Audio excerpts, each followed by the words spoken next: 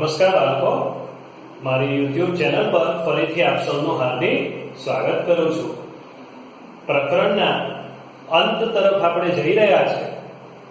મહત્વનો ટૂંકો સવાલ અને 2 માર્કના ટૂંકનોંધ તરીકે પણ પૂછાય એવા સવાલ ઉપર આપણે જઈએ।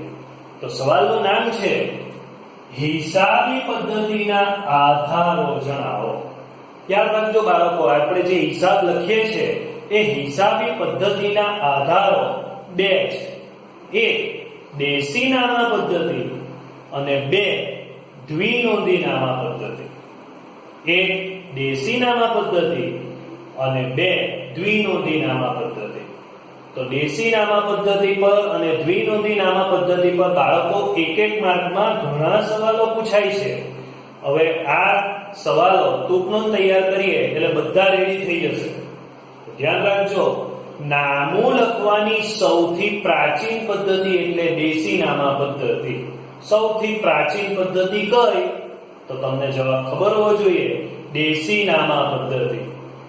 નામું લખવાની આ સૌથી પ્રાચીન પદ્ધતિ। બીજું યાદ રાખજો કે દેશીનામા પદ્ધતિ એ વહી ખાતા પદ્ધતિ તરીકે પણ ઓળખવામાં આવે છે।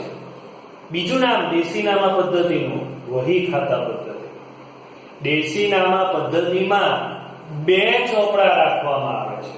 1 રોજમેળ, નંબર 2 ખાતા વહી। તો પરીક્ષા માટેના 3 સવાલ આપણા રેડી થયા। નામું લખવાની આ સૌથી પ્રાચીન પદ્ધતિ, નંબર 2 દેશીનામા પદ્ધતિ વહી ખાતા પદ્ધતિ તરીકે પણ ઓળખાય છે। દેશીનામા પદ્ધતિમાં 2 ચોપડા રાખવામાં આવે છે, રોજમેળ અને ખાતા વહી। પછીનો મુદ્દો ધ્યાન રાખજો કે આ પદ્ધતિનો ઉપયોગ ધીમે ધીમે ઘટતો જાય છે। ધીમે ધીમે આનો ઉપયોગ ઘટતો જાય છે। ફરીથી 4 મુદ્દા આપણે રિપીટ કરી લઈએ। દેશીનામા પદ્ધતિ સૌથી પ્રાચીન પદ્ધતિ છે। બીજો મુદ્દો તમારે એ ધ્યાનમાં રાખવાનો છે કે દેશીનામા પદ્ધતિ વહી ખાતા પદ્ધતિ તરીકે પણ ઓળખવામાં આવે છે। દેશીનામા પદ્ધતિમાં 2 ચોપડા રાખવામાં આવે છે, રોજમેળ અને ખાતા વહી। આનો ઉપયોગ ધીમે ધીમે ઘટતો જાય છે। તો હિસાબી પદ્ધતિનો એક આધાર જોયો આપણે, દેશીનામા પદ્ધતિ। બીજો આધાર જોઈએ બાળકો આપણે, દ્વિનોંધી નામા પદ્ધતિ। નામું લખવાની આ વૈજ્ઞાનિક પદ્ધતિ છે, ધ્યાન રાખજો। અત્યારે આ પદ્ધતિએ જ એકાઉન્ટ લખાય છે। નામું લખવાની આ કઈ પદ્ધતિ છે? વૈજ્ઞાનિક। તેમાં દરેક વ્યવહારની 2 અસર થાય છે, 1 ઉધાર અસર, 2 જમા અસર।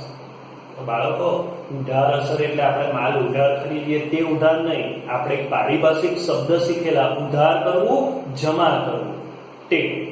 તેમાં દરેક વ્યવહારની 2 અસર અપાય, 1 ઉધાર અસર, 2 જમા અસર।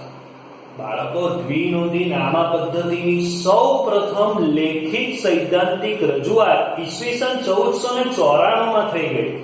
આપણને એમ કે હમણાં 50 વર્ષ પહેલા, 100 વર્ષ પહેલા હશે, ના, આ દ્વિનોંધી નામા પદ્ધતિની સૌથી પહેલી લેખિત રજૂઆત ઈસવીસન 1494 માં થયેલી।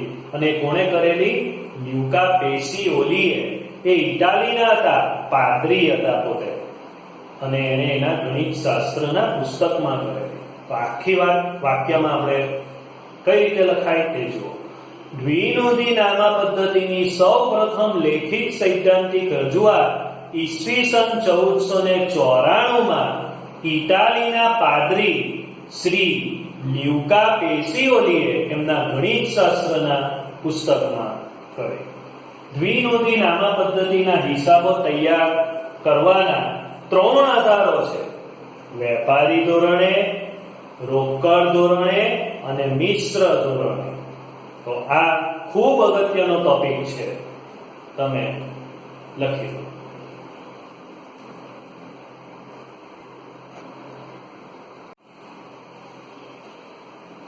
આગળનો સવાલ જોઈએ બાળકો, હિસાબી પદ્ધતિના ઉપયોગકર્તાઓ। તો આપણને એક પ્રશ્ન થાય કે એકાઉન્ટ કોને ઉપયોગી છે? તો કે માલિકને, સંચાલકને। સંચાલકને તો છે જ, પરંતુ એ સિવાય બીજા અન્ય 11 પક્ષકારોને એકાઉન્ટ ઉપયોગી છે. કયા કયા? Share holders. દાખલા તરીકે રિલાયન્સના શેર હોલ્ડર્સ હોય તો એને ડિવિડન્ડ જાણવામાં રસ હોય તો એ રિલાયન્સની હિસાબી પદ્ધતિનો ઉપયોગ કરે. સંભવિત શેર હોલ્ડર્સ જે શેર લેવાનું વિચારતા હોય, લેણદારો, કર્મચારીઓ, વેરા અધિકારીઓ, ગ્રાહકો, વિદેશી ઉદ્યોગકારો, નિયમનકારી સંસ્થાઓ, વ્યવસાયી સંસ્થા, સંશોધકો અને સરકાર જેને વેરા લેવામાં હિસાબી પદ્ધતિ ઉપયોગી નીવડે. પરીક્ષામાં એ નથી પૂછાતું કે આને કઈ રીતે ઉપયોગી છે, કયા ઉપયોગકર્તાઓ છે તેના તમારે નામ જણાવવાના છે અને મોટે ભાગે તમારે 1 માર્કમાં પૂછાય તો 4-5 નામ તમને યાદ રહેવા જોઈએ. પછીનો સવાલ છે 1-2 વાક્યના જવાબ આપો. ધંધામાં મૂડી કોના દ્વારા આપવામાં આવે છે? તો બાળકો ધ્યાન રાખજો, મોટે ભાગના પ્રશ્નો જે આપણે પારિભાષિક શબ્દો શીખી ગયા એની અંદર જ આવી જશે, મોટે ભાગના બધા જ.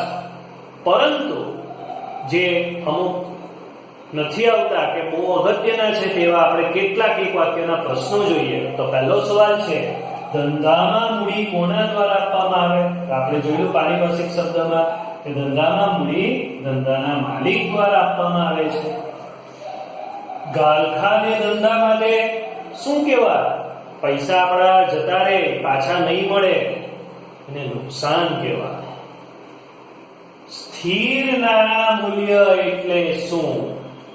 ધ્યાન રાખજો, સ્થિર નાણાં મૂલ્ય એટલે નાણાંનું મૂલ્ય સ્થિર થઈ જવું.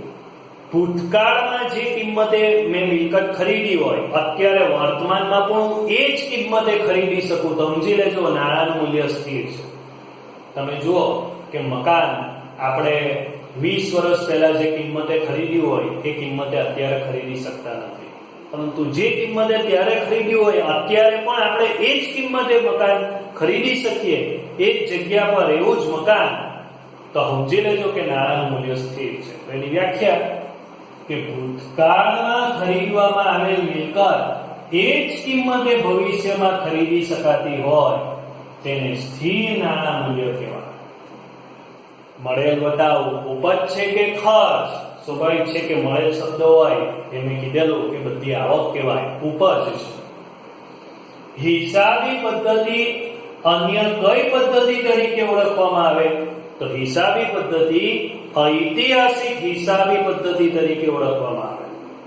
કઈ? ઐતિહાસિક હિસાબી પદ્ધતિ.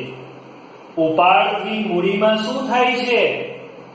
ઉપાડથી મૂડીમાં ઘટાડો થાય છે. બાળકો મોસ્ટ આઈએમપી સવાલ છે એનો આ. હિસાબી પદ્ધતિ ઐતિહાસિક હિસાબી પદ્ધતિ તરીકે પણ ઓળખવામાં આવે છે. આગળનો સવાલ જોઈએ. જ્યારે નાણાંનું માધ્યમ તરીકે અસ્તિત્વ નહોતું ત્યારે કઈ પદ્ધતિ અસ્તિત્વમાં નહોતી હતી?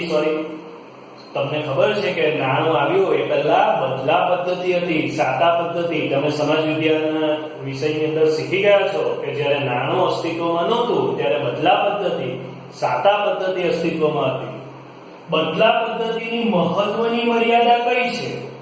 એમ તો સાતા પદ્ધતિની બાળકો ઘણી મર્યાદાઓ હતી, પણ એની મેઇન મુશ્કેલી એ કે એનાથી તમે ફેરબદલી કરી શકતા નહોતા. વસ્તુની એક જગ્યાથી બીજી જગ્યાએ ફેરબદલી કરવી હોય તો ઘણી મુશ્કેલી સર્જાય. આગળનો સવાલ છે કે ધંધાની આંતરિક જવાબદારી કોને કહેવાય? ધંધાએ બહારની વ્યક્તિને પણ ચૂકવવાના હોય અને માલિકને પોતે પણ ચૂકવવાના હોય, કારણ કે માલિકે ધંધામાં રૂપિયા આપ્યા છે. એટલે ધંધાએ માલિકને ચૂકવવા પાત્ર રકમને આંતરિક જવાબદારી કહીશું. ધંધાએ માલિકને ચૂકવવા પાત્ર રકમને આંતરિક જવાબદારી કહેવાય. હિસાબી પદ્ધતિના કેટલા પ્રકારો છે? કયા કયા? હિસાબી પદ્ધતિના 3 પ્રકાર છે. નંબર 1 નાણાકીય હિસાબી પદ્ધતિ, પડતર હિસાબી પદ્ધતિ અને સંચાલકીય હિસાબી પદ્ધતિ. આધાર પૂછે હિસાબી પદ્ધતિના બાળકો તો 2 આધાર, દેશીનામા પદ્ધતિ અને દ્વિનોંધીનામા પદ્ધતિ. પરંતુ પ્રકાર પૂછે તો આ 3 પ્રકાર લખવા: નાણાકીય હિસાબી પદ્ધતિ, પડતર હિસાબી પદ્ધતિ અને સંચાલકીય હિસાબી પદ્ધતિ. બધા જ સવાલોના જવાબ અંદર આવી ગયા છે. તમને ચોપડીમાં જે MCQ આપેલા છે તે બધાના જવાબ તમને આવડશે અને બધું ચલવું છે તેમાંથી જ છે એ સોલ્વ કરજો. ચેપ્ટર નંબર 2 માટે આપણે જઈએ એ પહેલા પારિભાષિક શબ્દો ખૂબ ધ્યાનથી તૈયાર કરજો. અસ્તુ.